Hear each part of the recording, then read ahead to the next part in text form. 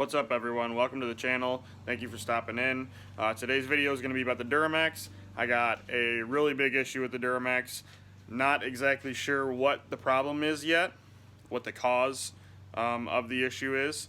Could be just a couple of things. So the timeline of everything that's happened so far to lead me to believe that I do have a pretty big issue.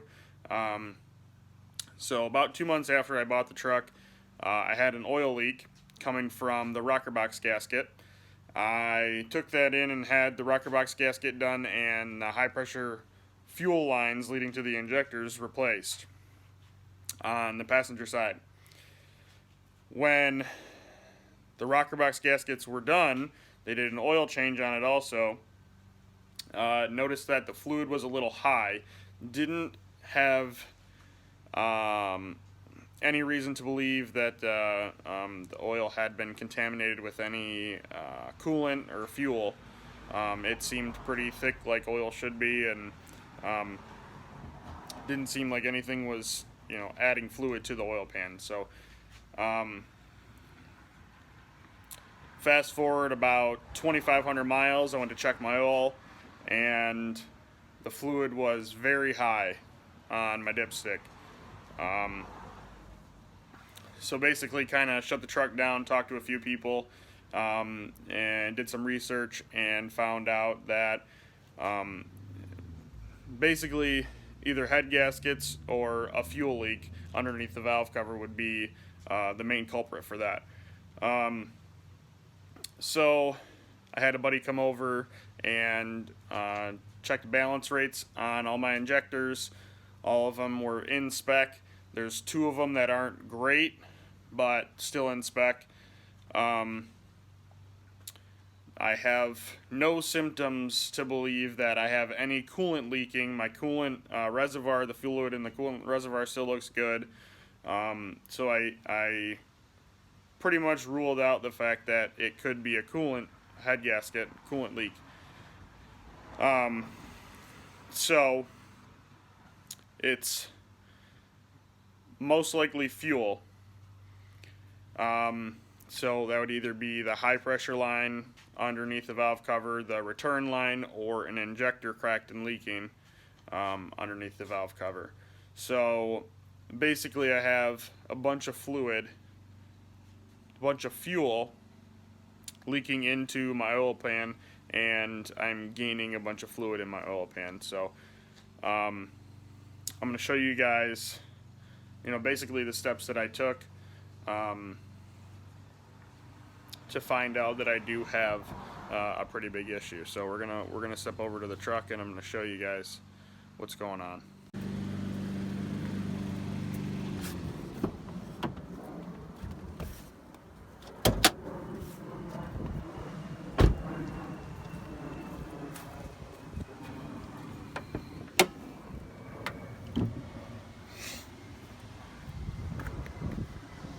So,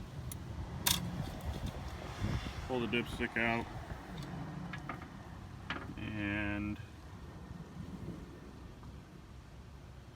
you can kind of tell that the fluid on the dipstick is full, and it's coming all the way up.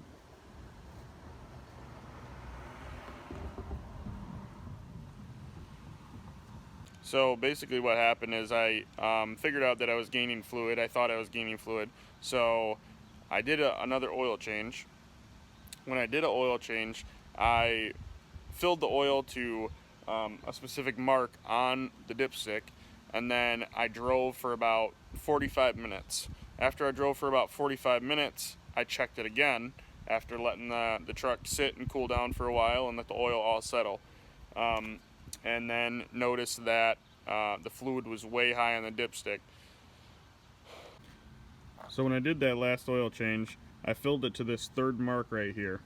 Alright, so just below that 3rd mark is exactly where I filled the oil to. And then I drove around for about, like I said, 45 minutes, shut the truck down, let it sit, and then let the oil all settle. When I came back, the fluid was about there. So just 45 minutes of driving, there was a lot of fluid leaking into that oil pan, so I'm definitely gaining a lot of fluid real fast. So the next step in this process is that I'm going to take it to a shop, and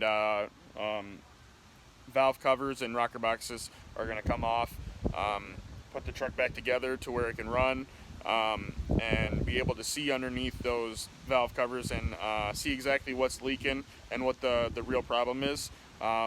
Most likely everything under the valve cover is going to get replaced. I'm going to do return lines, high pressure lines, and all injectors, just because it's a lot of work to get underneath the valve covers in the first place, so I might as well just put brand new injectors in there and not have to worry about it for a long time again. So that'll be the next step.